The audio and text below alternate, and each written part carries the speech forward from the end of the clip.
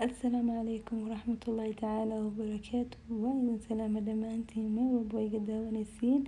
maantana waxaan hayaa cunto aad u fudud oo simple ah qof kasta samaysan kara. maasha Allah waxaa ka samaysan wasla arkeena. halkan waxaan ku haysanaa hal galaas oo bariis ah, bariis bisil waaye wax yar oo dhiman. meeshaan waxaan ku haysanaa hal xabo karoota, waxaa kaloo ku haysanaa basal hal xabo weyn ah, basbaas yariis ah, kabsar iyo tuun,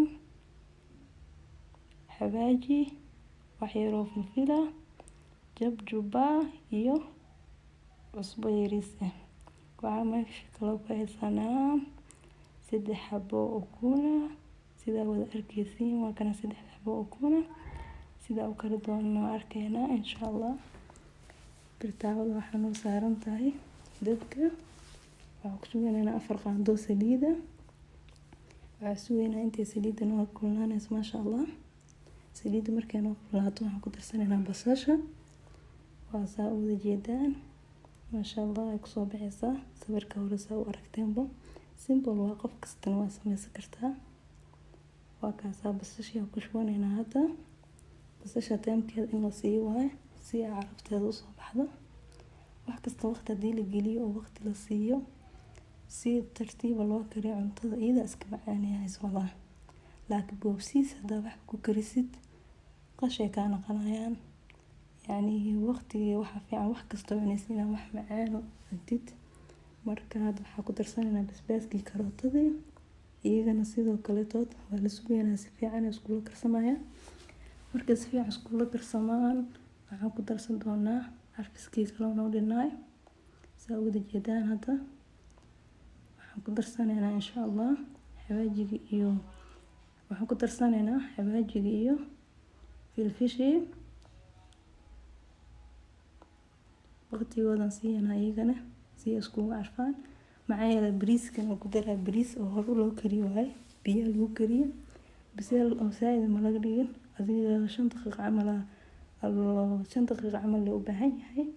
marka hore loo kariyay waqti badan ma ka qaadanayo. haddana waxaan ku darsanaynaa jubihii iyo cusbadii.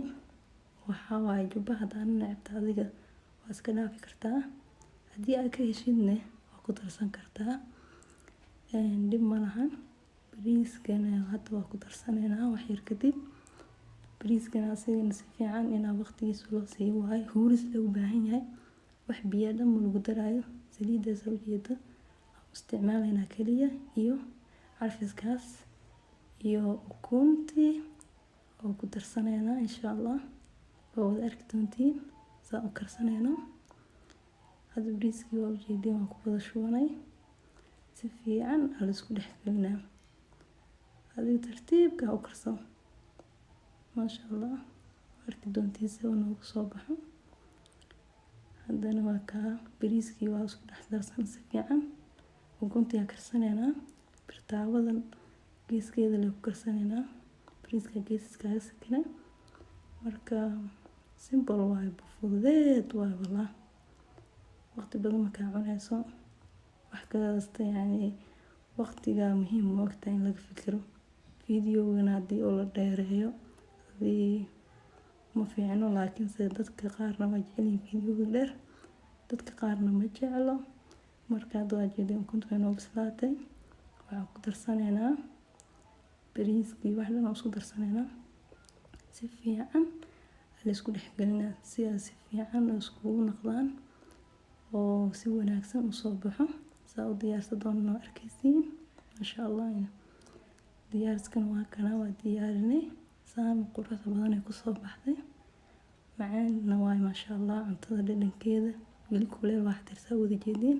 asxaabta sheerka iyo like iyo commentiga subscribe kana ilaa hilmaamina insha Allah. fiidiyoyaal badan oo soo wada soo socdo wanaagsan aad iyo aad u mahadsantihiin insha Allah. waxaan rajeynayaa inuu fiidiyo ka hesheen haddii ka hesheen oo sii soo qora.